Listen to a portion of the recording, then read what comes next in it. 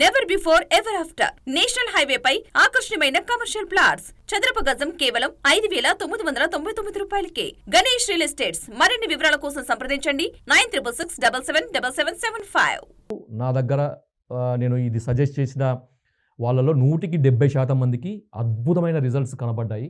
Extra మందులు వాడాల్సిన అవసరం లేకుండా వాళ్ళు వాడే మందులతోనే వాళ్ళ షుగర్ లెవెల్స్ అనేవి, అంటే ఫాస్టింగ్ బ్లడ్ షుగర్ లెవెల్స్ అనేవి నార్మల్ మెయింటైన్ అవ్వడం చాలా మందిలో చూసినాం అనమాట.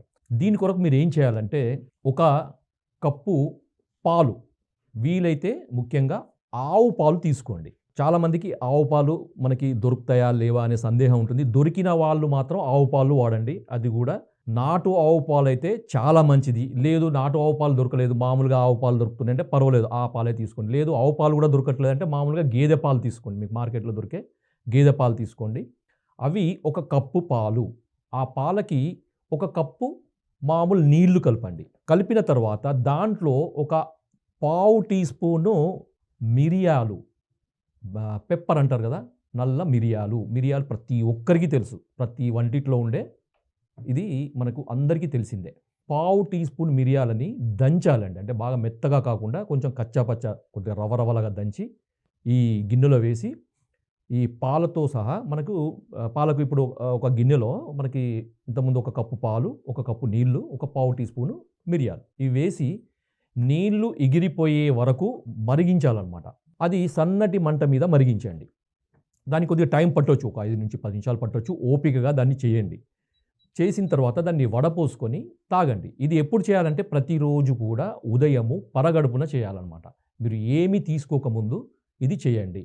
కొంతమందికి డౌట్, సార్ మరి మాకు ఉదయం పూట థైరాయిడ్ మెడిసిన్ అలాంటివి తీసుకుంటాం, బీపీ మెడిసిన్, దానికి దీనికి ఒక అర్ధగంట గ్యాప్ ఇవ్వండి. గ్యాప్ ఇచ్చిన తర్వాత తీసుకోండి.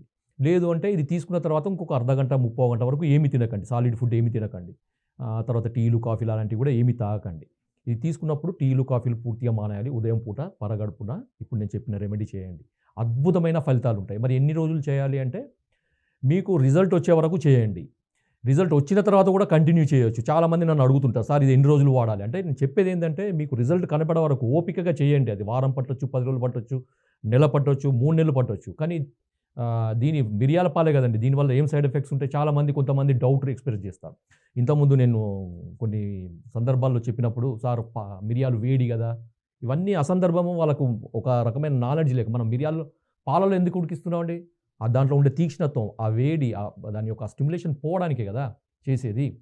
ఆ పాలలోకి ఆ మిరియాల యొక్క ఆ శక్తి, ఆ పొటెన్సీ అంటారు, ఆ వీర్యం అంటారు ఆయుర్వేదంలో, అది వచ్చి మనకి పాలు సహజంగా మనకి శరీరము యాక్సెప్ట్ చేసే ఫామ్ కాబట్టి అది ఈజీగా మనకి అబ్జర్వ్ అయిపోతుంది. దాని యొక్క ప్రభావం అనేది ఖచ్చితంగా కనబడుతుంది. అందుకనే పెప్పర్ మిల్క్ అని ఆయుర్వేదంలో చెప్పారనమాట. ఆయుర్వేదంలో మనకి క్షీర మరీచ యోగము అని చెప్పారనమాట. ఇది చాలా అద్భుతంగా చెప్పారు.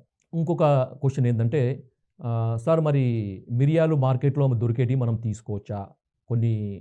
అది కూడా ఒక డౌట్ ఉంటుంది కదా. మీరు ఏం చేయండి అంటే, మార్కెట్లో దొరికే మిరియాలని మనం శుద్ధి చేసుకోవాలండి. ఎప్పుడు కానీ మిరియాలు యాజ్ ఇట్ ఈజ్గా వాడొద్దు. శుద్ధి కొరకు మీరు ఏం చేయండి అంటే, ఒక ఉదాహరణకి ఒక అరకిలో మిరియాలను తీసుకొచ్చి ఒక 2 లీటర్ల మజ్జిగలో నానబెట్టండి. రాత్రి అంతా నానబెట్టి, ఆ మజ్జిగ ఏ విధంగా చేయాలంటే, ఒక లీటరు పెరుగుకి 1 లీటరు నీళ్లు కలిపి చిలికి పల్చగా చేసి ఆ మజ్జిగలో ఈ అరకిలో మిరియాలు వేసి రాత్రి అంతా ఉంచండి. ఉదయం మనం చూసిన తర్వాత మనకు ఈ దాంట్లో ఉండే చచ్చులు అవన్నీ కూడా పైకి తేలుతాయి అన్నమాట. పైకి తేలిన వాటన్నిటిని తీసేయండి.